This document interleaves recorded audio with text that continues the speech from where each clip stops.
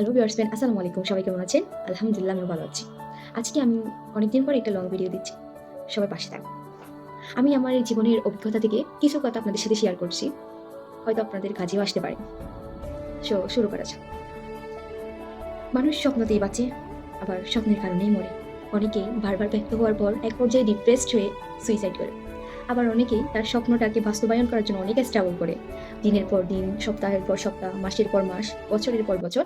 তারপর তার কঠোর পরিশ্রমই তাকে সফলতার স্বর্ণশিখরে পৌঁছে দেয়। তেমনই আমিও একজন স্বপ্নচারী। আমাকে নিয়েও সারাদিন বা দিনের পর দিন অনেকেই ব্যঙ্গ করে। এগুলো আমি এক কান দিয়ে ঢুকাই, আরেক কান দিয়ে বাইর করি। কারণ তাদের এই কথাগুলো আমাকে সামনে এগিয়ে যেতে সাহায্য করে। অনেকেই বলে, "ও কি হতে পারবে? ও তো তেমন টপারও না, তেমন ভালো স্টুডেন্টও না।" আমি মনে করি ভালো স্টুডেন্ট হওয়ার মানে এর প্রয়োজন নেই। কারণ আল্লাহ মেধা সবাইকে দিছে। কেউ কাজে লাগায়, আবার কেউ কাজে লাগায় না। আমি মনে করি, সবাই কি মনে করেন আমি জানি না।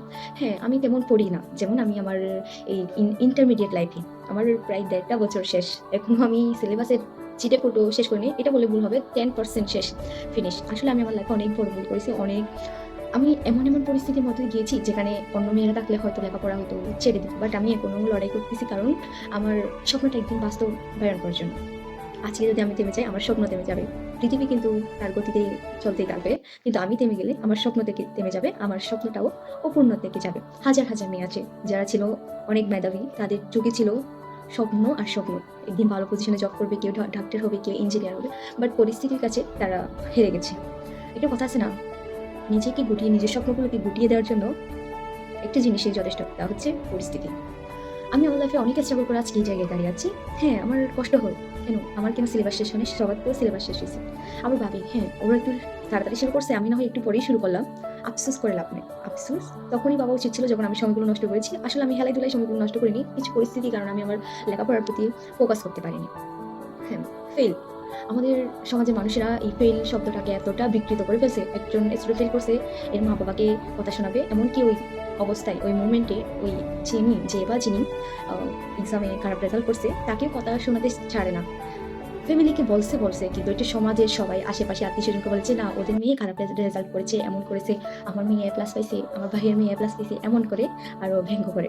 আসলে কি তাদের জন্য বলব, আজকে যাকে আপনি ব্যঙ্গ করতেছেন খারাপ রেজাল্ট করছে বলে, একদিন কে বলতে পারে সে দেশের প্রধানমন্ত্রী?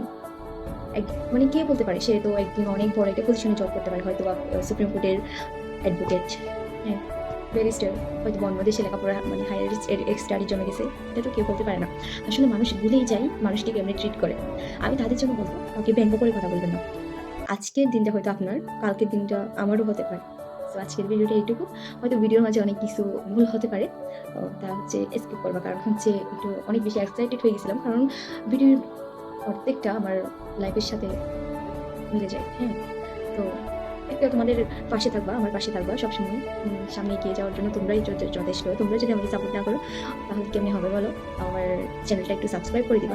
আর হচ্ছে আমার পাশে থাকবা। তোমাদের একটা সাবস্ক্রাইব আমাকে নতুন ভিডিও বানাতে অনুপ্রাণিত করে। ধন্যবাদ। সবাই ভালো থাকো, সুস্থ থাকো। আসসালামু আলাইকুম।